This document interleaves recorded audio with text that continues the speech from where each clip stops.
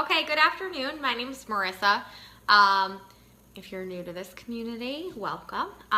Drop your name below or say hi, or let's connect and chat about self-love. I am wanting to talk to you about self-love and the scale, and how it is more important to love yourself through your journey, before you even start your journey, than worrying about the scale. So many of us focus on the scale. The scale controls our life, our mood. We weigh ourselves every day. Some people weigh themselves morning, afternoon, and night just to see how their weight fluctuates. The number on the scale, or the size of their pants, controls how they feel about themselves, their self-worth, and it sucks. It's a very hard thing to deal with every day, to sit there and jump on the scale to see if you've lost weight, and then realize you haven't lost weight, and then try to come to terms with the fact that you might be thinner, you might have smaller pant size. It's debilitating. It is crippling. It is horrible to continuously weigh yourself and allow your self-worth to be rated or gauged by what the number on the scale says. I probably haven't weighed myself in 3 months, because I would weigh myself and it would control my day. If I gained a pound, if I gained a half a pound. How many have been there? How many of you allow the scale to control how you feel throughout the day, your attitude and everything, right? And sometimes even it's like, why am I even doing this? This is so stupid. I'm just gonna go. For me, it would lead to eating things that I shouldn't eat. For me, it would lead to self-sabotage, because I thought it was freaking stupid. What's the point? I gained a pound. Even if it was a pound of muscle, I gained a pound. And what was the point of doing what I was doing? Or if I only lost a pound and I felt like it was torture, because a lot of us do. We feel like dieting is torture, right? And dieting is torture. So not weighing yourself, I haven't weighed myself in 3 months, and it's probably one of the most freeing things I have been able to experience. I think the only time I stepped on the scale was when I went to the doctor last week. I don't care. And it's a different thing of not having a scale, because for a while when I started this journey, I didn't have a scale, because I didn't want to see what that number said. It was at a different point than where I am now, where I have the freedom from the scale. I didn't even own a scale. I didn't care. I knew I was huge, and I knew I needed to lose weight. I didn't even have a mirror. I didn't even have a mirror because I didn't want to look at myself in the mirror. That is hard. Looking at myself, I didn't have a mirror. I didn't have a long mirror. I think we just bought one maybe a year and a half ago, 2 years ago. So I didn't have a mirror because I didn't want to look at myself. And we didn't have mirrors really in this house at all, in our or in the old house we lived in. And in our bathroom, we had half a mirror, so you only saw my face anyway. And I was okay with that. So anyways, sorry, I always get off topic. My mind goes crazy. So I never had a scale, and then we bought a scale, and then the scale controlled me. It controlled my emotion, how I felt, if I had a good day or a bad day. It was almost always based off of what the number on that scale said. If I had lost a pound, gained a pound, lost 5 pounds, gained 5 pounds. And as a woman, you can gain weight because you're on your period. You can gain weight before your period, and you probably lose the weight after your period. It's just how your body works. You retain water and you get a little bloated, and it's okay. That's okay. And I didn't care. I didn't look at it that way. I never cared about the fact that I might be starting my period, or I might be, it might be, or I was on it. It didn't matter. I should have lost that weight anyway. I shouldn't weigh that much. I went to the doctor's last week. I weigh probably 2 pounds more than I did when I thought I was fat, but I was really thin. But I don't care, because I'm in a different place mentally, and I know that it's more muscle, and I still don't weigh myself. I don't care, because the scale is meant to track your progress, but because of the way that our society works and the way that we have been taught, is the number on the scale is important to your health. It is important to whether or not you're overweight or obese. For my size, my doctor said, okay, for my size, if you were to look at the scale, the number on the scale, I'm technically overweight for my height because I am short. But if you look at my body composition, like she said, she was like, you're not overweight. So you have to stop looking at the number on the scale. You have to start loving yourself wherever you are. It's okay to be okay with who you are. It's okay to start loving yourself the way you are and wanting to change. It's okay to, while you're working out and say or looking at a part of your body that might not be your favorite part of your body. And, whether you're working out, for me, it's my thighs and my ass. But my thighs are huge. Like, I've been called thunder thighs my entire life. So for me to look at my thighs and to say things in my head or out loud if nobody's around, because you don't want to look like a weirdo, whatever. I love my thighs because they hold my entire body up.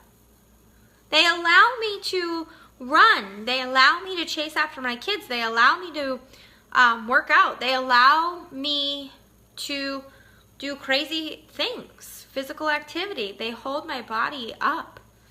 They held my body up while I was pregnant. They held my body up while I was 90 pounds overweight. They held my body up. So yeah, I have thick ass thighs. Always have. But I've learned to embrace them. I've learned to love them through the journey. Same thing, okay, so my arms. My arms have always not been my favorite.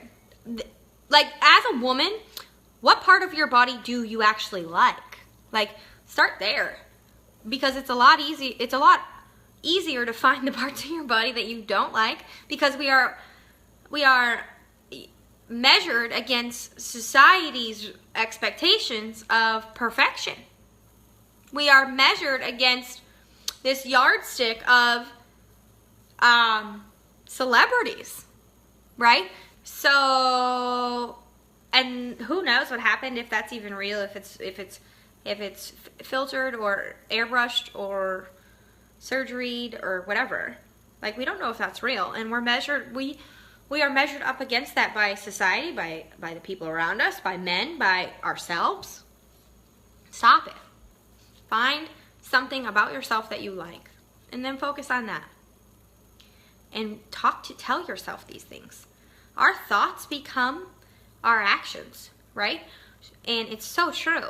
It's so true, because you consistently put yourself down, or that part of your body that you don't like, and you're consistently putting it down, it becomes more. It becomes more excessive.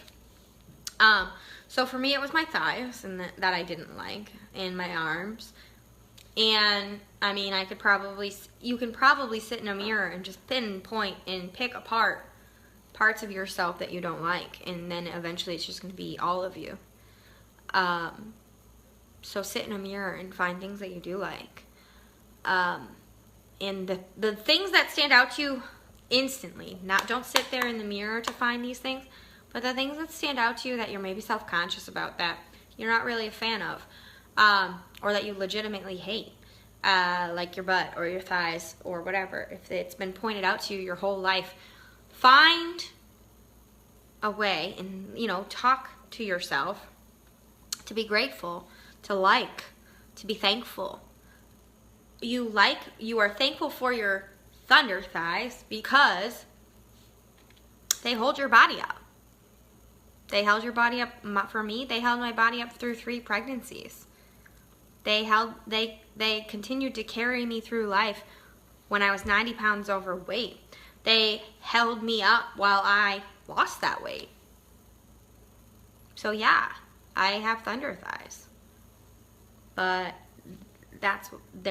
and guess what? They're not really my favorite part of my body anymore, but I'm grateful for them, and they're toned now, and I'm not sitting there like picking them apart and poking at them, right? And a lot of it too, while I was working out, I would say that I'm grateful for my legs, for being able to do high knees, whatever it is, you know. You need to focus on the things that you're thankful for, ultimately, and it's not just your family or your house or your food or your kids. There's more to it than that. So a good way to stop focusing on the scale is hide it.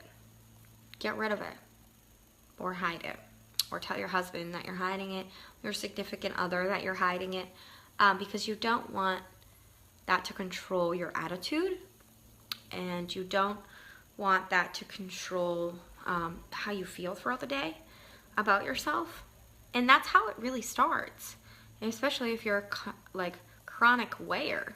Some people weigh themselves, then they go pee, they weigh themselves again, eat, weigh themselves again, poop, weigh themselves again. Like, if you're a chronic weigher, hide that damn scale.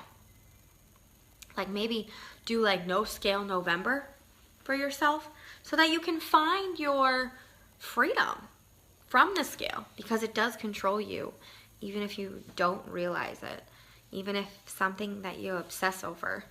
And as you learn to love yourself through this journey, look at a part of your body that you're not exactly fond of, that you don't maybe really like, or something that has been pointed out to you your whole life, and find a reason to love it. Find a reason to be grateful for it. And that really did help me learn to love myself through the journey. I was actually looking back at a video of myself 2 years ago, and I was like, oh my God. And here's the thing, like, looking at that video, I was like, part of me wanted to criticize myself for like posting that video, because I remember feeling like a freaking rock star, and I remember feeling like a powerhouse, and I remember feeling like free and freedom. Why? Because I didn't care. That's where I started my self-love journey. That's where I decided to change my mentality. That's where it all started for me. And that is why when I look back at those videos, I remember feeling different, and I remember feeling like, this is amazing. Like, I'm no longer criticizing myself. I'm no longer, I mean, I have my instances, but I try to catch myself in that mentality. But I remember feeling like a powerhouse, and like I was killing it, and I was stronger than ever, and I'm looking at myself like, oh boy. But I felt amazing because I learned how to love myself through the journey, and not just when I reached a certain number. To be honest with you, I think I stopped setting goals of certain numbers when I had reached my original goal of 150. And then I was just like, whatever.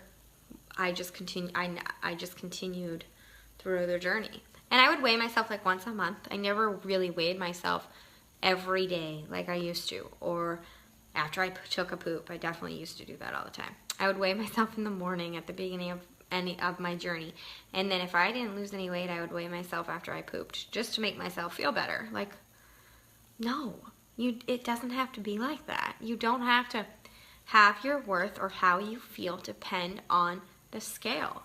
And it's kind of debilitating, and it's kind of like looking back, it's heart-wrenching. And seeing these people and watching and talking to women, it's heart-wrenching because we depend on that scale so much to tell us so much when it's really just a number and has nothing to do with you as a person, or what you give to people, what you have to give to the world, and what's up here. It has nothing to do with that. But we allow it to control us, and that just starts the cycle of so many things for us as women, whether it be binge eating, emotional eating, both, a shitty day, a bad attitude, how you treat people. Totally does. So hide the scale. Maybe do a no scale November challenge for yourself. Let your partner know, your husband know that you're getting rid of the scale for the month of November and see how it feels. But you get rid of the scale and be committed to yourself to still work out 3 to 5 days a week and eat and meal plan and eat according to meal plan. Not diet, but eat according to your meal plan. And see how freeing it is. And watch how your mind changes and how you're not like constantly beating yourself up for not losing a pound or losing 4 pounds or whatever. And also, in this month of No Scale November, find a part of your body that you're not exactly pleased with or that has always been pointed out to you as huge, or maybe you're a mom and it's your stomach because, after so many kids, your belly stretches and goes back and stretches and goes back. Some people, like mine, looks like freaking a road map half the time. And it's like there's wrinkles everywhere from stretch marks.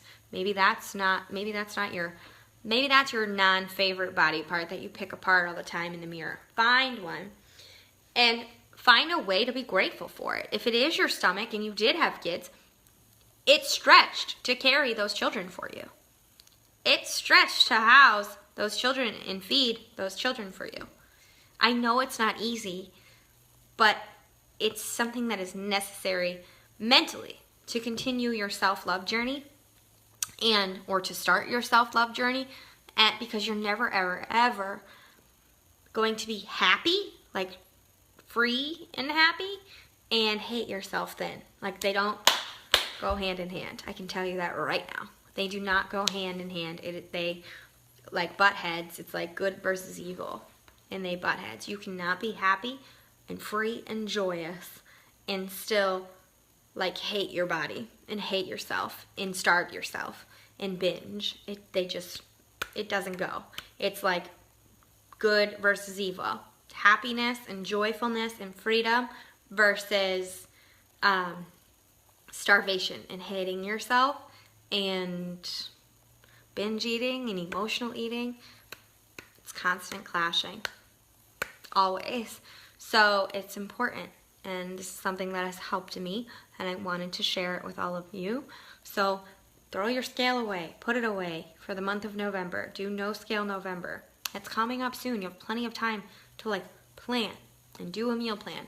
And if you need help, definitely reach out and message me, and we can start the meal planning process for you. Where you want to go, and like we can look at a body part that you're not exactly fond of. Think of it. Like, catch your thoughts throughout the day. In how you talk to yourself, and that'll help you narrow down how you talk to yourself and maybe a body part that you're not exactly fond of. Like, literally, I used to call myself a fat ass all the time. Is that how you talk? Like, how you talk to yourself matters just as much as like if you're a mom and how you talk to your kids, right? So that's my challenge for you. I hope that it helps you, and I hope that you continue on your self-love journey. Have a good day. Bye.